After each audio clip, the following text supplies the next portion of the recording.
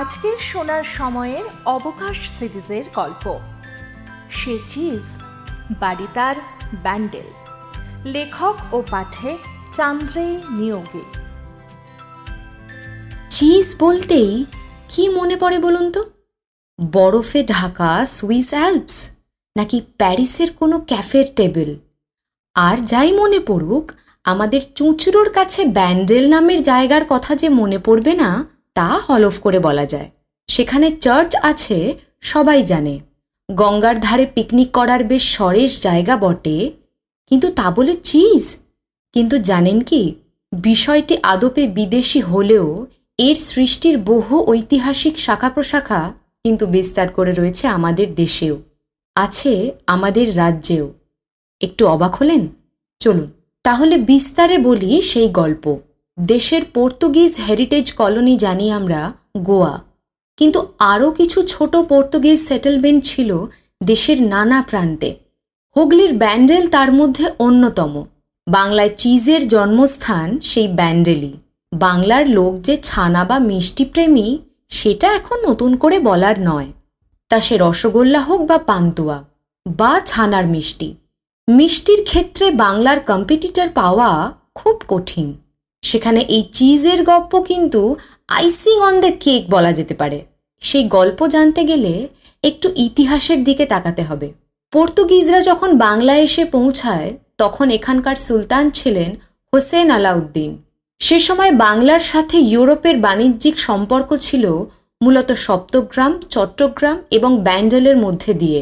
পর্তুগিজরা প্রথম আসে চট্টগ্রামে এবং তৎকালীন সুলতান তাদের হাতে সপ্তগ্রাম ও চট্টগ্রামের কাস্টম হাউস তুলে দেয়। অর্থাৎ সুলতান বন্দর থেকে বিভিন্ন পণ্যবাহী জাহাজ থেকে নিজের কর আদায়ের এখতিয়ার তুলে দেয় পর্তুগিজদের হাতে। একই সঙ্গে তাদের ব্যবসার পারমিশনও দেওয়া হয়। এরপর পর্তুগিজরা মূল যে ব্যবসা চট্টগ্রাম থেকে শুরু করে তা হলো টেক্সটাইল, নুন, বারুদ, নানা প্রজাতির মশলা, চাল ইত্যাদি। ব্যান্ডেলে তারা যে জিনিসগুলির একচেটিয়া ব্যবসা শুরু করে তার মধ্যে প্রধান ছিল নুন। একই সঙ্গে তারা তামাকে ট্যাক্স বসায়। এই নিয়ে মুঘল সম্রাট শাহজাহানের সাথে বিরোধ। এরপর ১৬৩২ সালে মুঘল সম্রাট হুগলি আক্রমণ করেন এবং পর্তুগিজদের পরাস্ত করেন।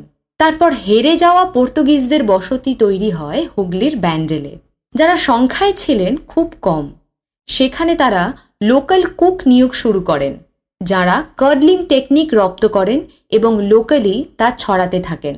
ধীরে ধীরে সেই সব রান্নার টেকনিক স্থানীয় রান্নাবান্নার ধাঁচের সঙ্গে মিশে যায় এবং তৈরি হয় ব্যান্ডেল চিজ।